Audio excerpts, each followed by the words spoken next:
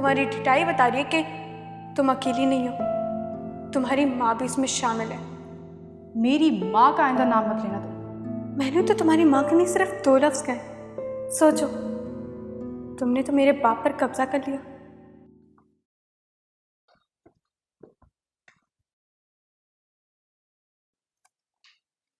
है? आप अभी तक घर पे हैं? भाई आपको तो गालिबन जाना था तैयार होने के लिए ब्यूटी पार्लर या रिसेप्शन की तकरीब में। क्या हुआ? किसी ने कुछ कहा? कुछ हुआ है या क्या? फरखंदा ने कोई नाजेबा बात की? नहीं, बस यूं ही। भाई यूं ही तो मिजाज यूं नहीं बदलता, बात तो कोई जरूर है। प्लीज आप एक काम कर देंगे मेरा? जी? मुझे पार्लर तक ड्रॉप कर दीजिएगा। सो तो मैं कर दूंगा, लेकिन ज्यादा मुनासिब तो यही होता है कि फरखंदा आपके हमरा जाती। बहरहाल आप जो जरूरी सामान ले जाना है वो इकट्ठा कर लीजिए, मैं आपको ड्रॉप किया देता।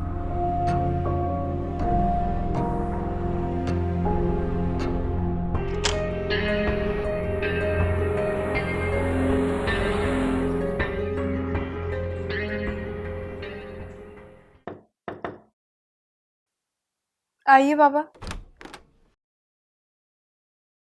मुझे पता है, पहले दिन से ही आपके कान भरना शुरू कर दिए होंगे उसने। बदगुमानी अच्छी चीज नहीं होती। थोड़ी सी तरबियत उसकी भी कर दें। सुबह बगैर नॉक किए मेरे कमरे में दाखिल हो गई थी। चलो ये किताब बंद करो, उठो। तुम्हें रिसेप्शन में शिरकत के लिए तैयार होने नहीं जाना? जी नहीं, जिस शादी को कबूल नहीं किया मैंने, उसके जश्न में क्यों जाऊं मैं? अगर कोई और मौका होता तो मैं तुमसे बहस भी कर लेता।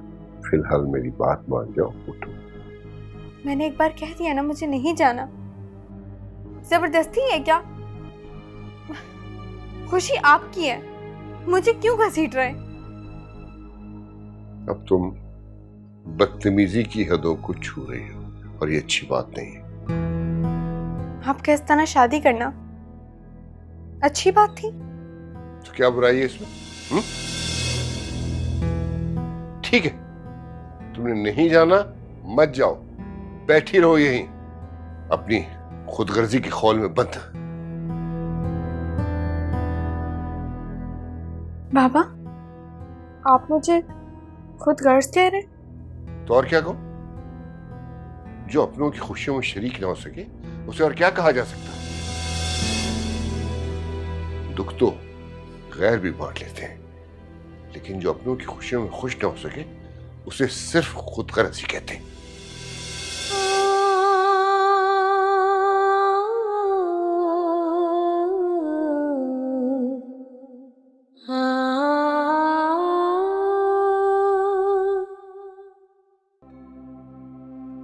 इकबाल, तुम्हारी जगह कोई भी होता ना, वो भी यही कदम उठाता।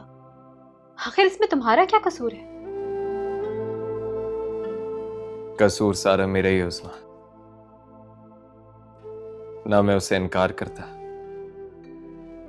ना ही वो ये कदम उठाती। मजबूर थे ना तुम। क्या करते तुम? तुम नहीं जानती हो उस्मा, उसने बार बार कोशिश की, मेरी मिन्नत समाजत की, मगर मैं उस वक्त एक ऐसे शिकंजे में फंसा हुआ था कि सोचने समझने की सलाहियत खो बैठा था। काश कि उस वक्त भाभी इनकार कर देती शादी से, तो आज तुम दोनों एक होते।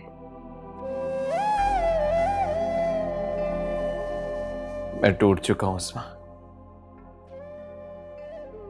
मुझे अपने आप को समेटने में कुछ वक्त लगेगा। इकबाल, आई विश मैं कुछ कर सकूं तुम्हारे लिए। ऐसा ना कहो उस्मा, तुम जो कुछ कर रही हो वही बहुत है हमारे लिए। मेरे पास आती हो, मुझे हौसला देती हो, मेरी बातें सुनती हो, वरना आजकल किसके पास इतना वक्त है कि किसी की बात सुने।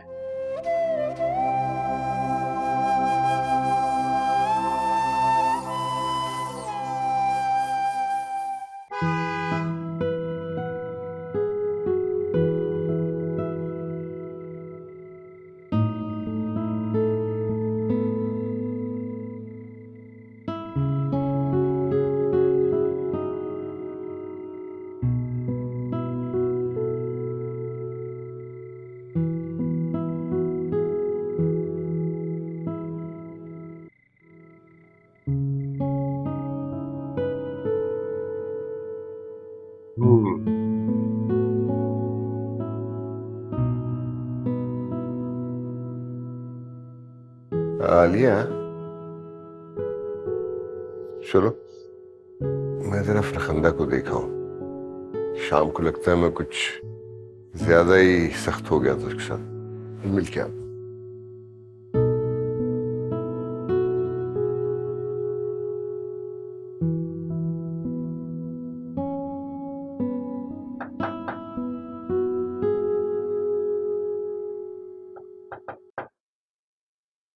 फरखंदा,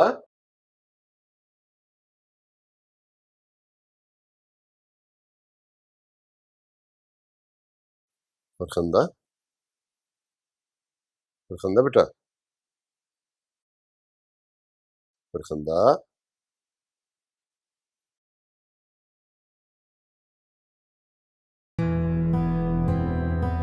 ये तो बुखार है। आलिया, आलिया। इकबाल प्लीज यार, now come out of this situation. जो होना था वो हो चुका, अब निकल आओ इस सिचुएशन से प्लीज।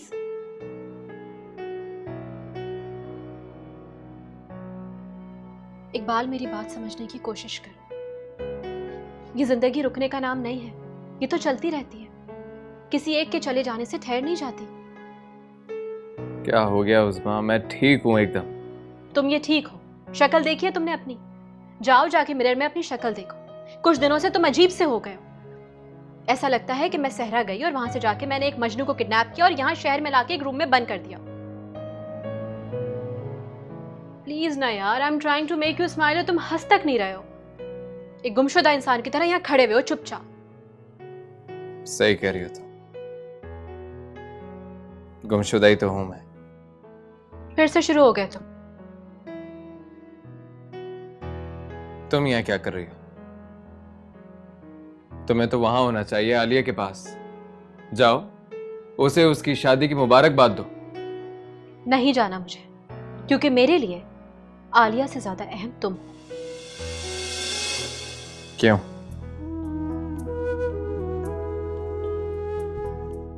क्योंकि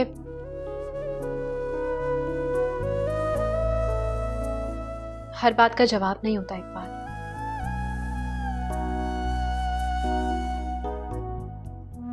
सही कहा तुमने उस्मा, हर बात का जवाब नहीं होता।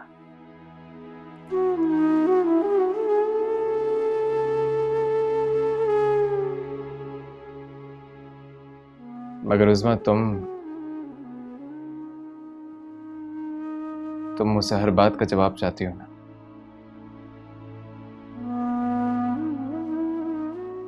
तुम्हें किरचियों को समेटने का फन आता है। शादी करोगी मुझसे?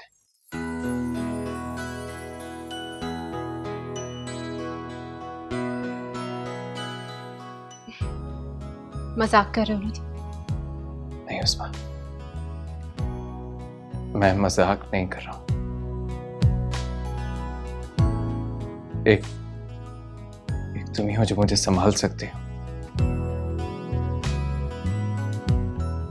जो मुझे बिखरने से बचा सकती हो। क्या मेरी सारी कमजोरियों को जानते बूझते मुझे कबूल कर सकती हो तो। एक हम सफर फिर भी क्यों है बेखबर तन्हाइयां दोनों तरफ नाशना है क्यों नजर।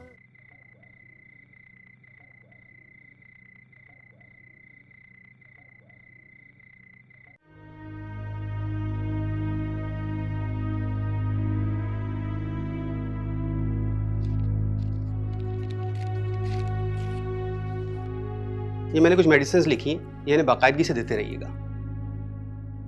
अब मुझे इजाजत कुरैशी साहब। अरे क्यों शर्मिंदा करें कुरैशी साहब, आइए।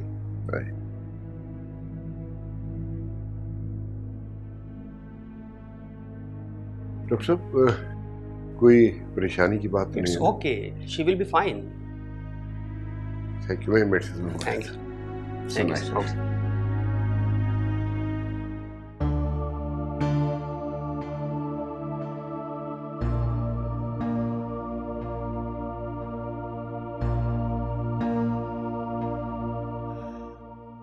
बुखार का जोर थोड़ा कम हो गया है, इंशाल्लाह सुबह तक ठीक हो जाएगी।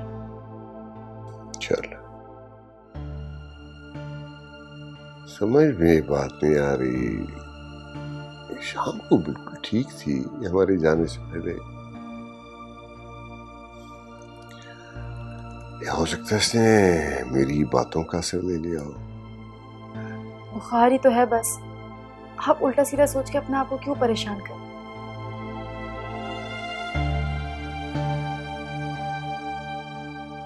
आप जहाँ सो जाएं, मैं इसके पास हूँ यहाँ।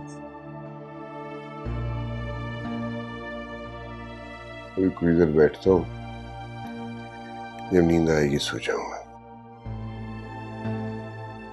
अब आप जिद ना करें, जाएं, मैं रात भर हूँ ना इसके पास। ऐसे बैठे रहेंगे तो थक जाएंगे, जाइए। अच्छा, लेकिन अगर मेरी जरूरत पड़े, ऐसी तबीयत बिगड़ जाए तो प्लीज हिचकिचाना नहीं जगा देना। ठीक है, आप जाएं।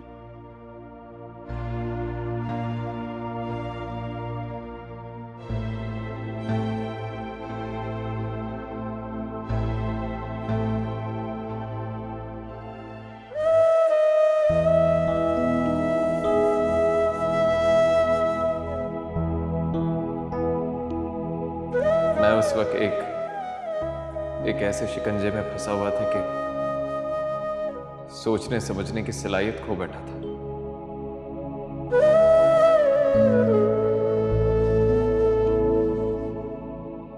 काश कि उस वक्त भाभी इनकार कर देती शादी से, तो आज तुम दोनों एक होते।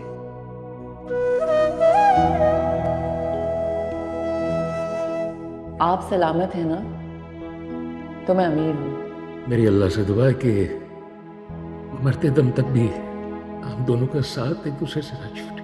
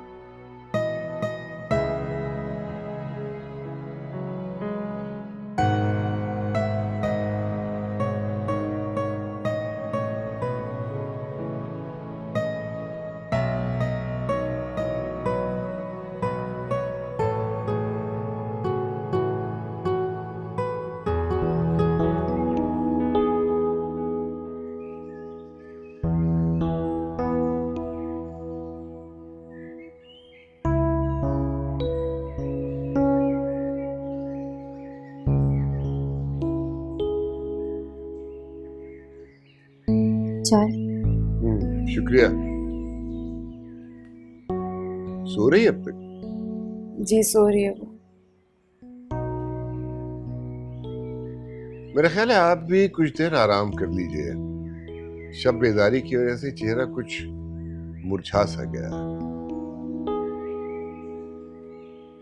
अब तो बुखार नहीं है ना उसे? जी मैंने थोड़ी देर पहले चेक कर लिया था टेम्परेचर, अब कम है। Thanks God.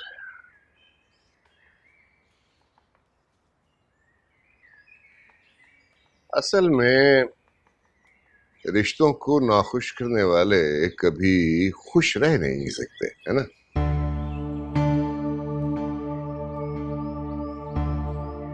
कभी कभी यूं गुमान गुजरता है जैसे फरखंदा नाराज है। जब उसकी ये कैफियत है तो मिसेस अख्तर जी भाई फरखंदा का ख्याल रखने को तो हम हैं, संभल ही जाएगी, लेकिन मिसेस अख्तर। क्या हम कोई और बात कर सकते हैं?